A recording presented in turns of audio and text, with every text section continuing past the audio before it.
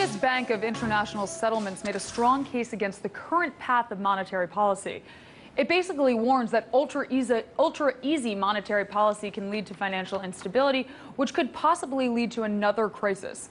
So I wanted to hear from heterodox economist Dr. Steve Keen to see what he thinks of the BIS report. Now, in January 2013, the BIS released a paper called The Financial Cycle and Macroeconomics, What Have We Learned?, in which they called for the standard modeling format, the DSGE model. I asked Keen to break down what all this means in layman's terms. Here's what he had to say. Yeah, well, the DSGE models are the current fad in mainstream economics, and these, by the way, they continue calling each of their models general equilibrium, but if you look back to a model in 1960, it bears virtually no resemblance to what they do these days. The only thing that is consistent is they continue with the myth that the economy is always either in or very near equilibrium, and if ever disturbed, it'll go back to it again. The current ones, these so-called dynamic stochastic general equilibrium models, assume that the economy can be represented by a forward-looking individual, and sometimes they throw extra individuals in there, but they're all got this capacity to look into the future. And they know what their expected income streams are going to be for the indefinite future. And they therefore know what their consumption should be to maximise the utility out of that consumption stream, out of that income stream. And then so they're on this nice smooth path towards a future equilibrium, a future point of bliss that was first called in the articles from which this stuff evolved, written back in the 1920s. And then they get new information, which economists call them shocks, that come in from the outside. So like a shock from the financial sector, which of course 99.9% of the planet regards as part of the economy, but economic theory makes it outside the economy. So a shock comes in that changes what your expected future income stream is going to be, and you instantly, if you're what they call the freshwater economists or the new classicals, instantly jump to the new optimal path towards the future. Or if you're a new Keynesian or saltwater, as Paul Krugman calls them, you gradually get to the new optimum path with a few adjustments over time. And those movements are how they explain the trade cycle. Now, it is, to me, absolutely ludicrous that that's what they do, because in so doing, until this most recent crisis, they ignored the existence of banks, debt and money, as well as presuming the economy is in complete equilibrium. Well, with that sort of mindset, it's no wonder they didn't see this crisis coming, and they also don't know why it's ended. Now, Steve, as I understand it, the BIS was saying that, we need a long-term holistic perspective than the standard macroeconomic model of today can offer. Is that correct? Oh, yeah. I mean, what the BIS was very strongly influenced by its research director, Bill White, until he retired from the BIS. He's still very active in economic policy around the world. But Bill was writing papers based on Hyman Minsky's perspective, very much like I was writing. I'd read BIS papers and think, I could have written this. I was quite stunned. So that was an awareness of the fact that the economy is driven by, it's cyclical to begin with, it's driven by people having euphoric expectations about the future. Banks, debt and money are integral, and that vision is still what the BIS Research Centre is saying. We should have a vision like that, which sees the economy as the rough and tumble, credit-driven, unstable system we actually live in, rather than this mythical world of the conventional neoclassical economists. Now, let's fast forward to just this past month. The BIS caused quite a stir, saying basically the same thing, but this time they said the Fed and other central banks just didn't really get it. So what was this dust-up all about in your view? Well, I think the BIS and the Bank of England are two organisations on a similar wavelength, saying we have to think about the world as a credit-driven system.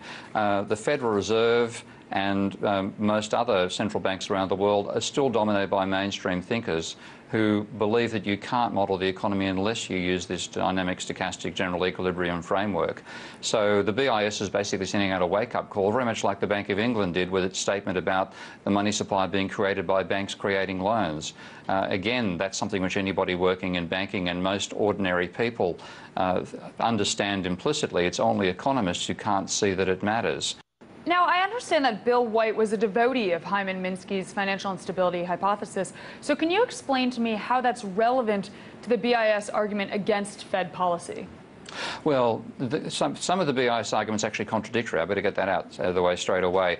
Part of the argument they've been putting, and I think this reflects different competing strands inside the BIS itself, are in favour of austerity. Now, that's exactly the opposite to the argument that Hyman Minsky made about a financial crisis like the one we've been through.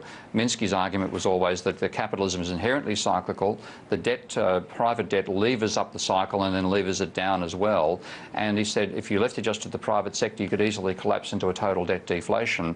What the government needs to do is to spend in the opposite direction. So when the private sector has got itself into a debt trap, the government spends more than it taxes, giving a cash flow to firms that lets them repay their debt and then get out of the cycle. So you still get you get out of the slump. You still have a cycle, but you don't have a collapse into a black hole. So that's very relevant to what we've been going through right now, and it contradicts what's being done by the European Union, which has actually turned the downturn there into a Great Depression for the southern European states. It supports what the American government did by default when the crisis first hit, of massive spending, cash for clunkers and all those sorts of things, which was simply injecting money into the economy to make up for the fact that the private sector, by deleveraging, was taking money out of the economy. So that's why it's extremely relevant. Minsky's vision, I think, is the only one that makes sense.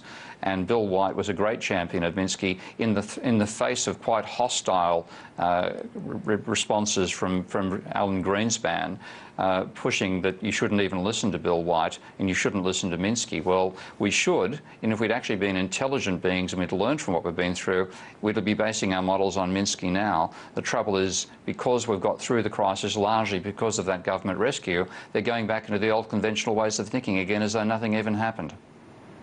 Now, my colleague Ed Harrison has been arguing that monetary policy is wholly inadequate as a vehicle for cyclical steering of the macro economy. Now, he says that's because it works through credit channels, and by nature, it creates this risk of financial instability. What's your view on this? Look, I agree with Ed completely there. The fiscal side of the economy is what matters, and again, this is where we're stuck with the impact of this conventional mainstream economic thinking. Dynamic, stochastic, general equilibrium models only have a role for monetary policy. The magic wand that's built into those models is the argument that the Federal Reserve can work out what the optimal interest rate should be and put the interest rate up twice as fast as inflation is rising when inflation is going up, put it down twice as fast as inflation when inflation is falling, and that's all you need to make the magic carpet ride nice and smooth. That's the vision they had. Now, that's left the government sector completely out of it and says that fiscal policy only makes things worse. Wrong.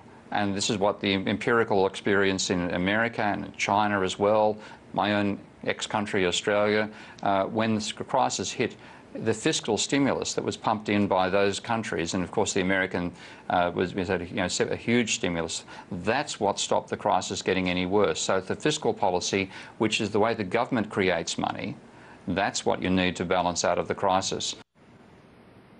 That was Dr. Steve Keen, head of the School of Economics and History and Politics, head of the School of Economic History and Politics, not all three, at Kingston University in London. We love Keen, but he only has one title. Time now for a very quick break, but stick around because when we return, Dr. Barry Eichengreen is on the program. Dr.